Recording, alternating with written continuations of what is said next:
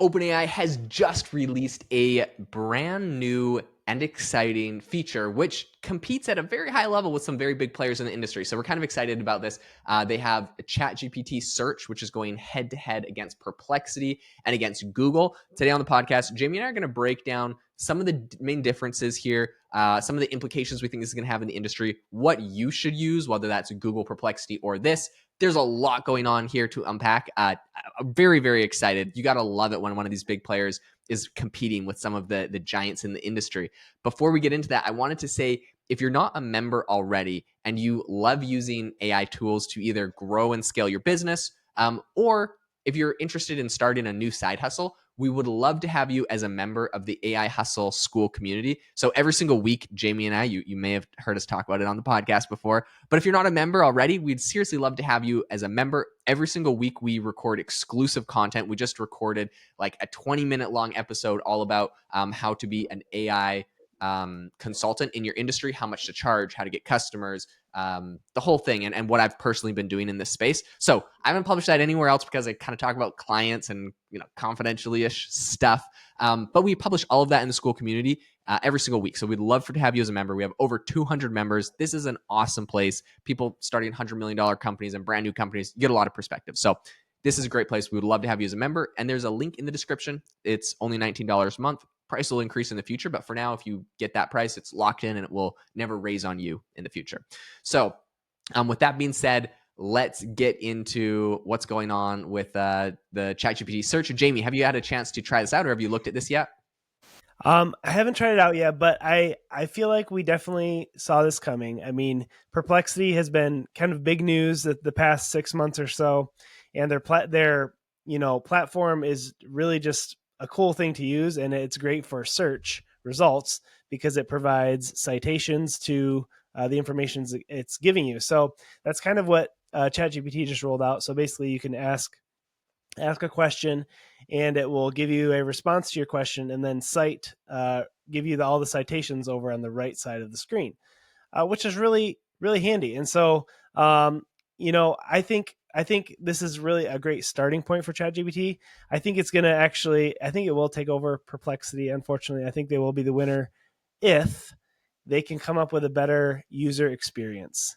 And that's kind of my gripe with ChatGPT at this point is I think it works great for an LLM. It works great for giving you the information you need and as a tool, but because they're integrating all these different features, the user experience is kind of lacking a little bit. Although Jaeden is doing a search right now, and it looks like they're kind of trying to improve it a little bit.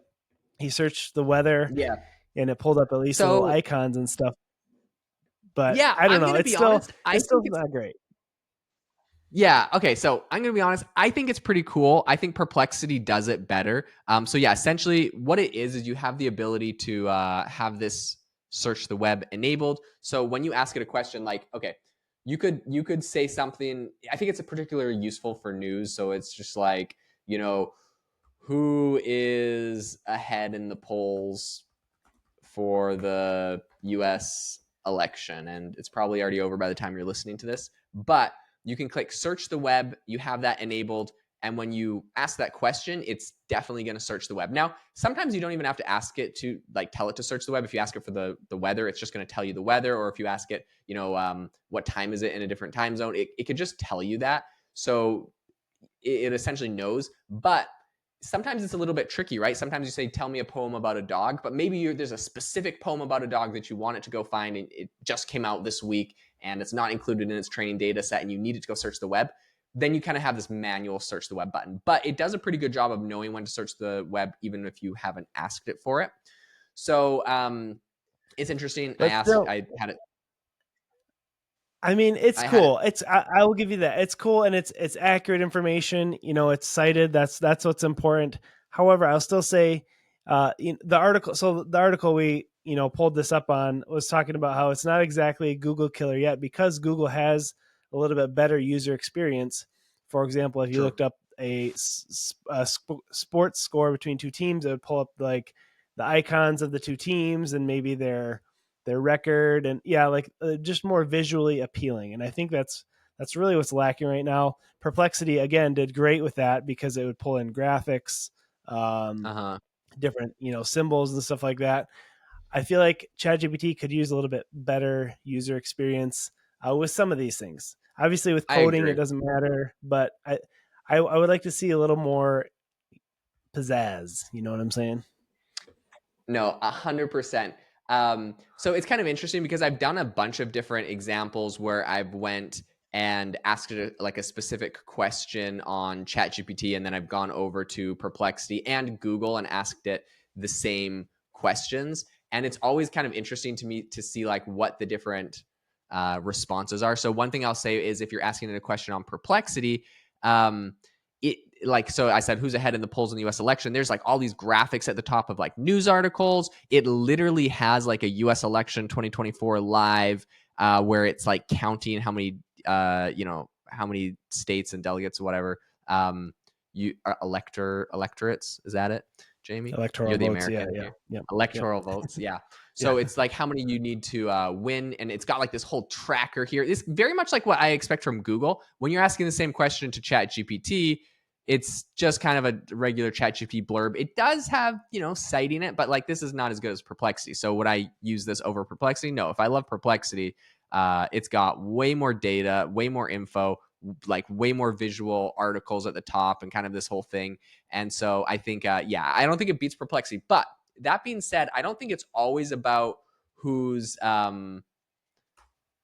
whose thing is like the most visually appealing. A lot of times it's about the most users. So Google has a fairly decent kind of UI when you do a similar question. But if I'm being 100% honest, I know this is just one example. I also did who's ahead in the polls in the US election on Google. And I actually like Perplexity's response better than Google's because it has like a really cool graphic tracker where you can like go view the election, and they have this whole like section for it. I don't know. I just think Perplexity's done a really good job of bringing up like a lot of really cool graphics and UI and stuff. And it's like this is what their business is all about. Is like they got to be better than Google, so they can steal some competitors for that.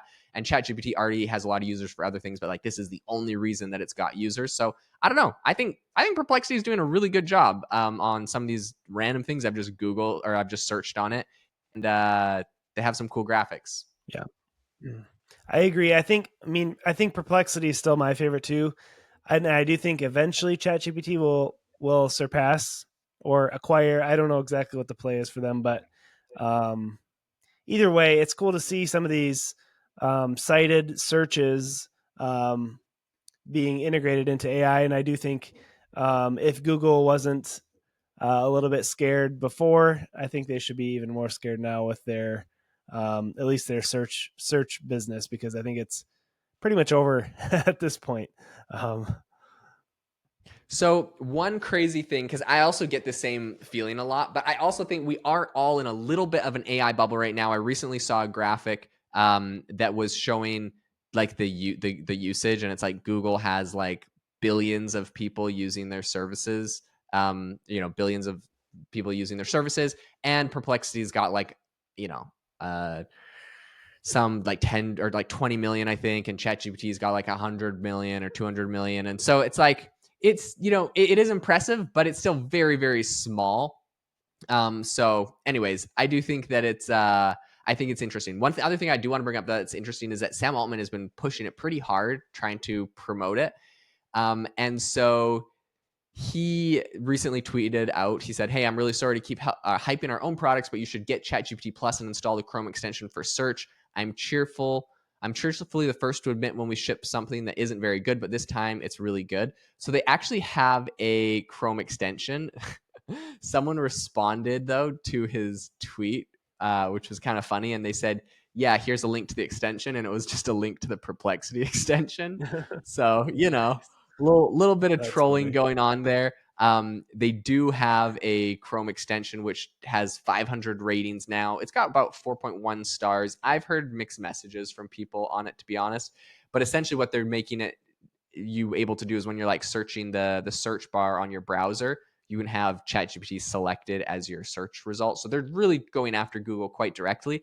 But I think Perplexity is doing the same thing. So I mean, I think this is going to be. I'm curious to see where it goes, but right now, I think Perplexity is still better than them. But maybe they're a little bit better than Google in some ways. So I don't know. I think that's really their big competition right now. So it'll be interesting to see where it all shakes out. Well, if you enjoyed this episode, be sure to leave us a review. That really means a lot to us and gives us awesome feedback for the podcast.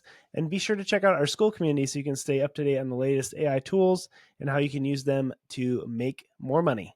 Thanks for listening, and we'll see you next time.